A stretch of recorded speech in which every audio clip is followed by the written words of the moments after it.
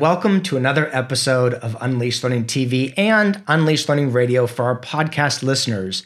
Now, if you're looking for ways to decrease student anxiety, especially during these COVID times, we've got Dr. Suzy Green in the house.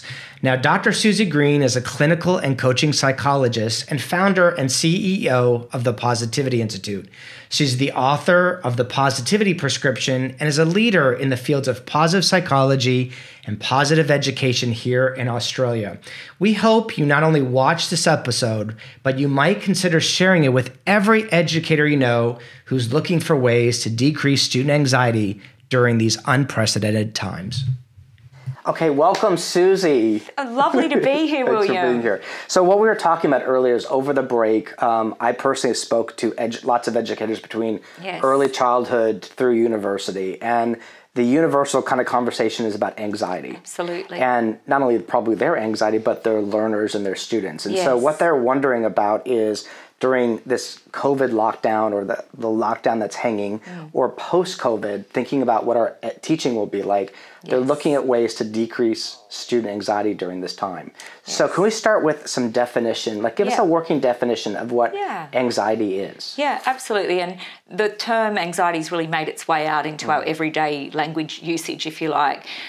Whereas I guess as a clinical psychologist, it's really important that we differentiate, I guess, the emotion of fear to stress when we're feeling stressed, anxious to clinical anxiety. And there are specific criteria that you need to meet to receive a diagnosis of a clinical anxiety disorder. And there's about 6 or 7 different types of anxiety disorders, such as social anxiety, agoraphobia, obsessive compulsive disorder, post-traumatic stress disorder. So I think it is a bit of a concern when we use that term, and sometimes we can catastrophize as well and make, I guess, these normal emotions to these stressors that we're experiencing, and COVID is an extreme stressor in our life when these physical and mental responses are quite normal, really. But when they persist, and in fact the definition I'm going to give you is persistent,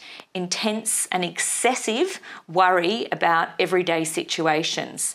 And when those concerns or worries continue, they can become a clinical disorder. So it's important that we have skills to manage anxiety in ourselves as adults, as educators, but definitely for our students. So it would seem to me, and you kind of alluded to it, that we've got here in Australia kind of lockdown's kind of always hanging over us. And then the States, it's there. Yes. And we're also thinking about what is it going to be like afterwards. So all that's going on. So it would be normal to be feeling some kind of levels of anxiety now. We'd be a bit worried if people weren't feeling a little uneasy at least. Yeah. And I think this is part of developing an emotional literacy, because we often use a word for an emotion, and when in fact it might just be a little bit of unease. It might not be anxious, So first up, I think we need to be mindful about the language that we use, because it can set off neural associations, which then actually set off physical manifestations of anxiety as well. But yes, very normal to be feeling some level of unease or anxiety, if you like. But this COVID is just one example of living in a VUCA world, which many people will now be familiar with that acronym, which stands for volatile, uncertain, complex and ambiguous. And I'd say out of everything, it really is the uncertainty, because we don't know what's going to happen. And we've now lived through an experience where we could never have imagined that happening in our lifetime, but it did. And it's not the first. We've had other challenges before. This is certainly a big one, but there are going to be further challenges that happen in our world, and we need to be psychologically prepared to deal with those challenges. It makes me think, because what educators are asking is, how do we lower the student anxiety right now? What I'm hearing you say is, well, there's the place of, well, it's normal to be feeling this, and let's normalize where we are. And then there's the clinical place of that, right? There's kind of, and maybe it moves into clinical in these times? It possibly could, and people that already have a pre-existing anxiety disorder are at risk of that elevating. But I guess if you have already got a pre-existing anxiety disorder, hopefully you would have learned some of these skills to manage your anxiety. And historically, that's exactly what's happened. We haven't learnt these these anxiety management skills until something bad's happened. We've been feeling intense physical anxiety, heart palpitations, sweating, racing mind, persistent worry, and then we go and see the psychologist and learn the skills.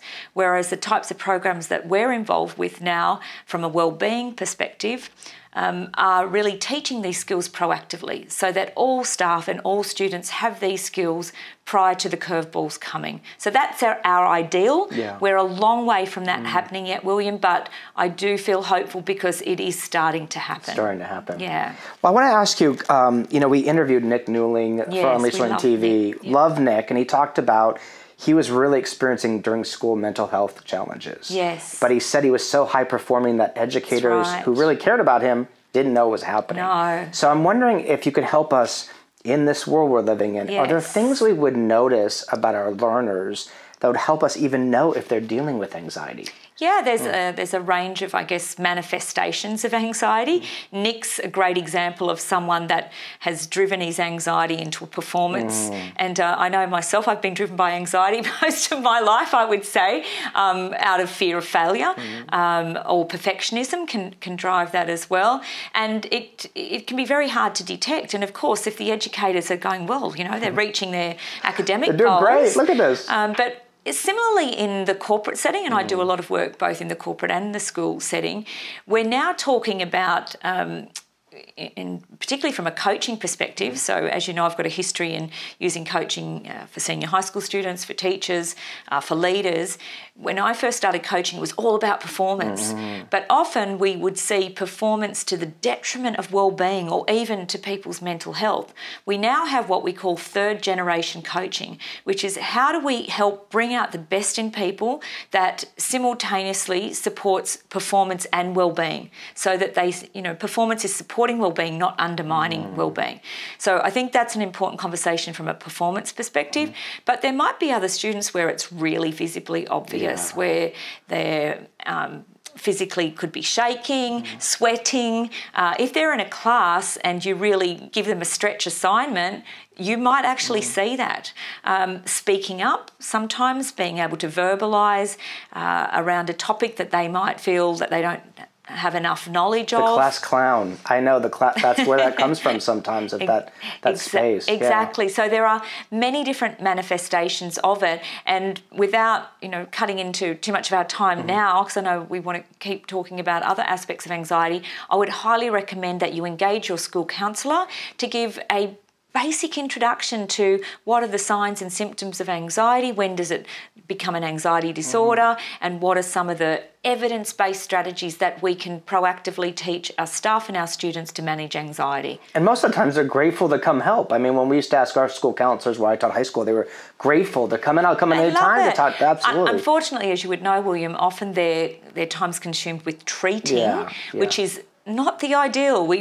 Our hope is that the more that people are equipped with these skills, there would be less people needing to go and see the counsellor. It also makes, we were talking earlier, but one of the keys in the Unleashed Learning system is the key of classroom, because the way that there's a system for setting it up, the piece of that system is it actually lowers people's stress levels if it's set up in a very strategic way that without having to add more to your plate, supports well-being and actually helps get learning to stick for everybody. Absolutely, and I mean, that's your area of expertise, but I guess psychologically speaking, it would be having an environment or a classroom that's set up, that's consistent. People, you start and finish, and I know that you have... That's what we do. Yeah, so anything you can do to create that security, because it is a basic human need, is this need for security for our survival. But given we're in such an uncertain world, whatever we can do to create, and look, it potentially may be an illusion of security, but it is going to, as you say, lower the filter a little. So for the period of time we're in that